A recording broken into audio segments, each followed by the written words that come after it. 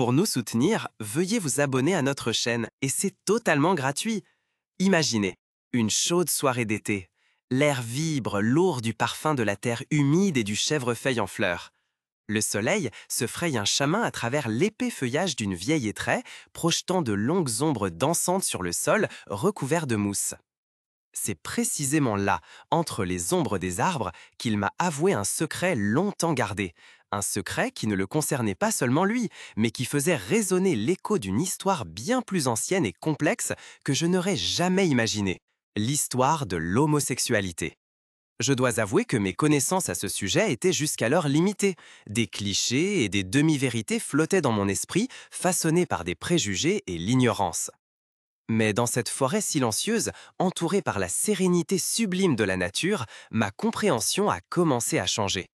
Il racontait les débuts, non pas l'invention de l'homosexualité, comme certains le croient à tort, mais sa découverte, sa reconnaissance, sa répression et sa redécouverte au fil de l'histoire.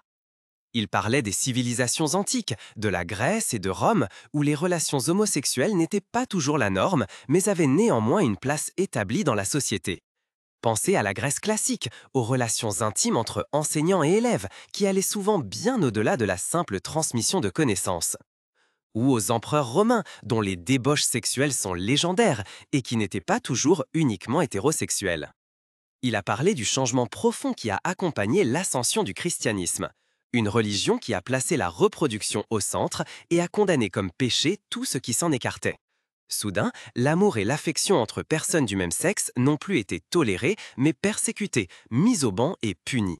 Des chapitres sombres de l'histoire se sont ouverts devant mon œil intérieur. Persécutions, tortures, bûchers, noms et destins de personnes qui ont donné leur vie pour leur amour, pour leur identité. Il a parlé de la longue ombre que cette condamnation a projetée jusqu'à l'époque moderne. Des lois qui criminalisaient l'homosexualité, des traitements médicaux visant à rééduquer les gens. Le paragraphe 175 du Code pénal allemand, qui a criminalisé les actes homosexuels entre hommes de 1872 à 1969 et qui est resté en vigueur sous une forme atténuée jusqu'en 1994. Des générations de personnes qui ont été forcées de cacher leur véritable identité, qui ont vécu dans la peur et la honte, qui se sont détestées. Mais il a aussi parlé des luttes, du courage de ceux qui se sont rebellés contre l'injustice. Des premiers mouvements qui se sont battus pour les droits des homosexuels, des émeutes de Stonewall en 1969, considérées comme un tournant dans l'histoire du mouvement gay. Des innombrables activistes qui ont lutté sans relâche pour l'égalité et l'acceptation. Il a parlé de Magnus Hirschfeld, le médecin et sexologue allemand qui, dès la fin du 19e et le début du 20e siècle, s'est engagé pour la dépénalisation de l'homosexualité et a fondé l'Institut de sexologie, détruit par les nationaux-socialistes en 1933. Il a mentionné Karl Heinrich Ulrichs, le juriste et publiciste qui, dès les années 60 du 19e siècle, a plaidé publiquement pour les droits des homosexuels et est considéré comme l'un des premiers pionniers du mouvement gay. Il a raconté le changement lent mais constant dans la société, de la prise de conscience croissante de la diversité des orientations sexuelles et des identités de genre, de la lutte pour le mariage homosexuel qui a été couronnée de succès dans de nombreux pays du monde, de la fierté que beaucoup de gens ressentent aujourd'hui à assumer ouvertement leur homosexualité. Mais il n'a pas non plus passé sous silence les revers, la discrimination et la violence persistante à l'égard des homosexuels dans de nombreuses régions du monde, les propos homophobes que l'on entend encore dans les médias et en politique, le fait qu'il existe encore aujourd'hui des pays où l'homosexualité est passible de la peine de mort. Quand il se tint, le crépuscule s'étendit plus profondément sur la forêt.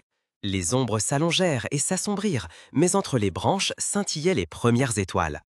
J'éprouvais une profonde gratitude pour sa confiance, pour son ouverture, pour sa volonté de me raconter cette histoire. Une histoire qui m'avait touché, ému et fait réfléchir. J'ai réalisé que l'histoire de l'homosexualité n'est pas seulement une histoire de persécution et de souffrance, mais aussi une histoire de courage, de résistance, d'amour et d'espoir. Une histoire qui nous concerne tous, car elle parle de la dignité et des droits de chaque individu.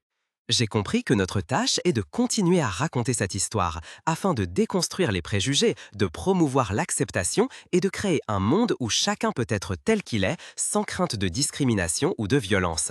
Un monde où l'amour est l'amour, peu importe entre qui. car finalement, et cela m'est apparu clairement ce soir-là dans la forêt, entre les ombres des arbres, l'histoire de l'homosexualité est une partie indissociable de l'histoire de l'humanité. Et elle mérite d'être racontée, entendue et respectée. Elle est un miroir de notre société, de nos valeurs et de notre capacité à l'empathie et à la compréhension. Et il nous appartient de maintenir ce miroir propre afin que nous puissions nous-mêmes et les autres dans toute leur diversité.